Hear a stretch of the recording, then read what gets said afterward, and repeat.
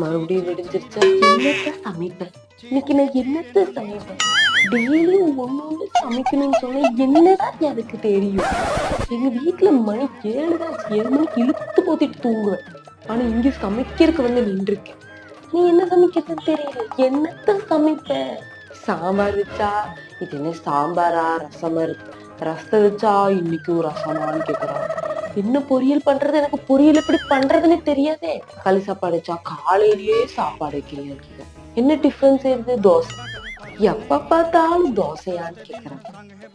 இட்லி செஞ்சா பிடிக்காது. பணியாரம் செஞ்சா என்ன பணியாரம் இட்லி சைஸ்ல இருக்குங்க. இது இது வேற ஒண்ணு.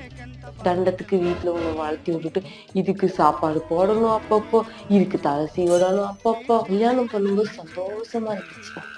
ஆனா கல்யாணம் பண்ணி கஷ்டப்பட்டு கஷ்டம் பேசாம